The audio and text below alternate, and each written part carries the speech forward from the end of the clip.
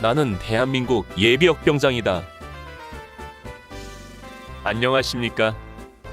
1980년대 50 시절 군대 이야기를 나누는 예비역병장입니다. 오늘도 저의 옛날 군대 이야기와 함께 추억여행 떠나시죠.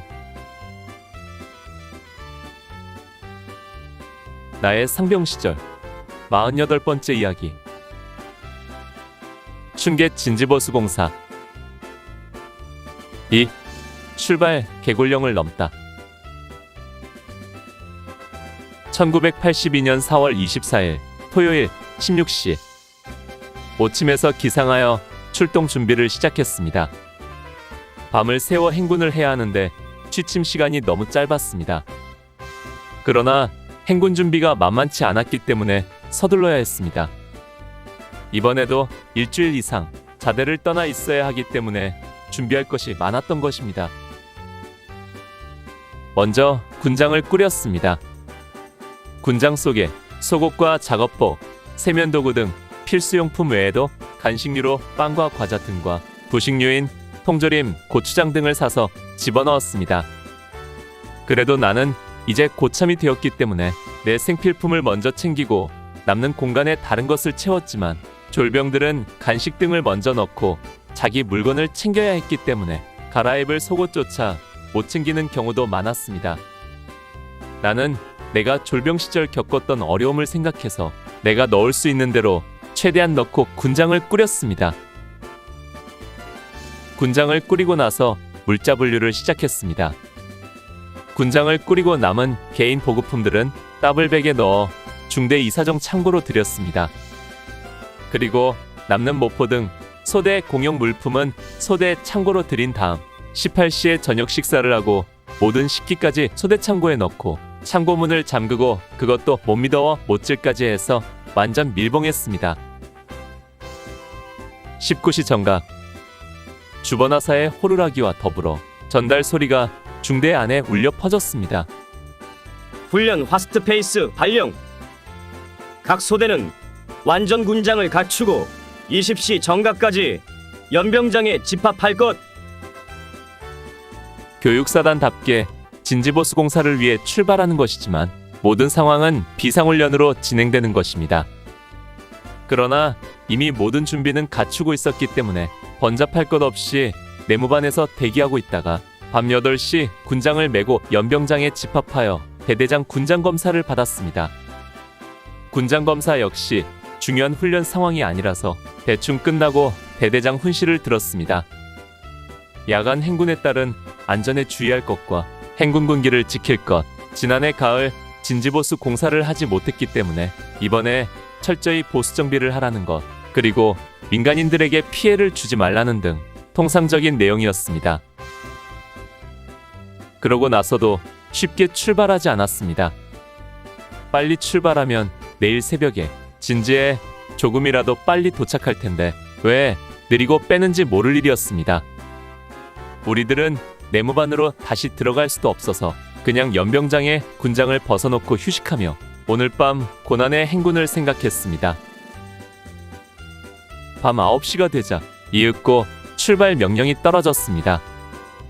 구중대를 선봉으로 하여 순서대로 출발하여 연대의 후문을 나서 구암리에서 송우리를 지나 용아리에서 양구터널 방향으로 진로를 잡았습니다. 오늘 밤 행로가 개골령을 넘는 코스로 명확해지는 순간이었습니다.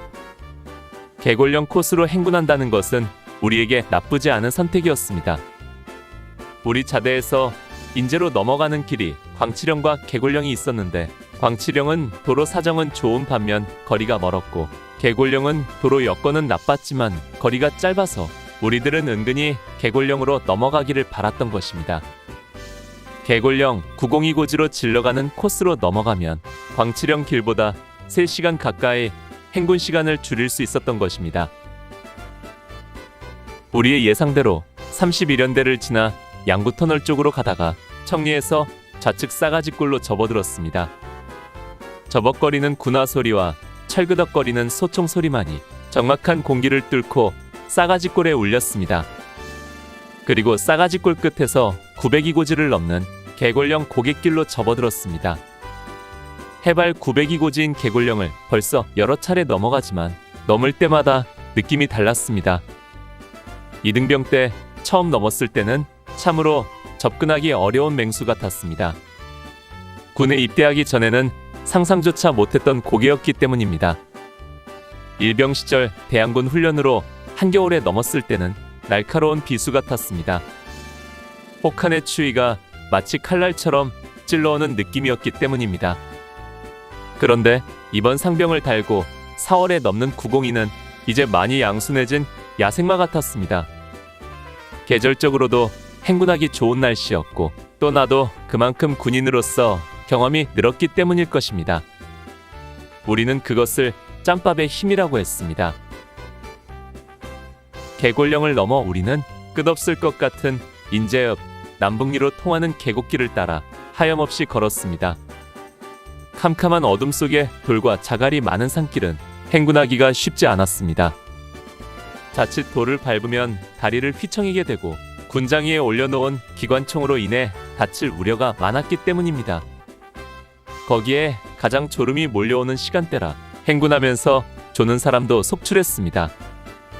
앞에서는 보행주의, 졸음주의, 전달이 계속 왔고 졸음을 쫓기 위해 군가를 부르도록 했습니다. 그렇게 고난의 시간을 보내고 우리가 인제읍 남북리 인제 건빵 공장을 지날 때는 새벽 미명이 밝아오기 시작했습니다. 날이 밝아지면서 조금 살 것 같았습니다. 전우들과 대화도 나누는 등 행군 분위기도 훨씬 좋아졌습니다. 우리는 새벽 이른 시간에 인제읍을 통과하여 리빙스턴교를 지나 17연대 앞을 지났습니다. 온몸이 내 몸 같지 않았습니다. 늘 하는 행군이지만 언제나 행군은 우리들의 마지막 기력까지 짜내게 만듭니다. 온몸이 고달프고 다리도 아프고 발바닥은 얼얼합니다. 그나마 이제는 물집이 안 생기는 것만으로도 감사할 일이었습니다.